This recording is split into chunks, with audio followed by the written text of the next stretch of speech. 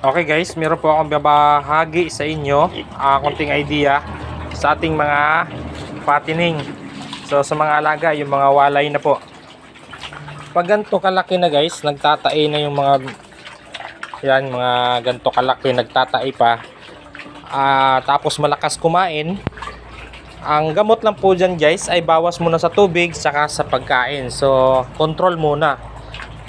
Yung ano lang guys yung ganito na nagtatae na malakas kumain. Kahit nagtatae malakas kumain, overfeeding lang po yan. Huwag po tayo basta-basta magbigay ng gamot.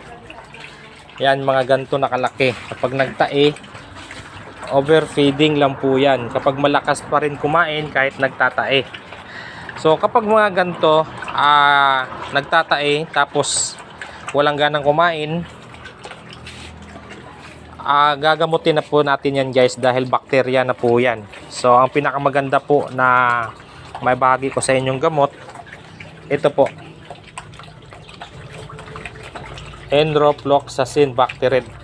Ito gamot siya sa bakterya Mycoplasma pneumonia. So pwede rin ito sa mga may ubo na mga inahin na inahin. Bawal sa inahin to guys na buntis sa mga patining, sa mga biik. So pwede po ito yung may plema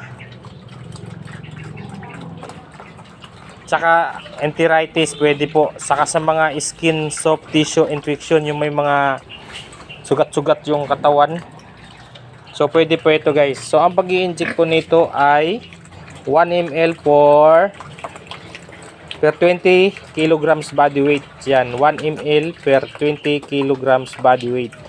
Tapos ang pag-i-inject po nito ay once a day. Yan, 3 days po ang pag-i-inject. So IM po, intramuscular ang pag-i-inject po nito. So disclaimer guys, hindi po tayo nagpo-promote ng anumang produkto dito. Ito po ay for ideas only sa aking kapwa backyard hog racers. So kadalasan may mga nababasa akong comment na ano daw gamot yung mga sa katawan, yung may mga pantal-pantal sa katawan. So pwede po ito guys. Ayan po nakalagay, skin and soft tissue infection. So pwede po ito, Bactarid po. Yan. So sa mga kadalasan po yung problema ay yung plema. So common problem po yan, yung pneumonia.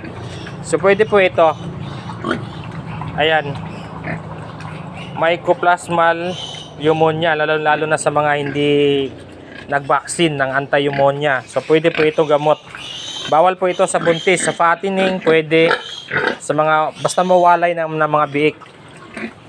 Yan, sinulit ko guys, kapag mga ganto nagtatay, tapos malakas kumain, control muna sa pagkain dahil overfeeding lang po yan.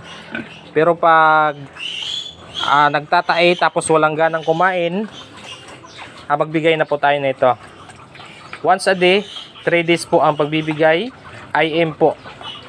So dahil bakterya na po yan, kapag ganito nakalaki tapos walang ganang kumain, tapos nagtatae, bakterya na po yan. So ito po yung maganda, Bactarid. So yun lang guys, konting kaalaman sa aking kapwa backyard hog racers. Maraming salamat.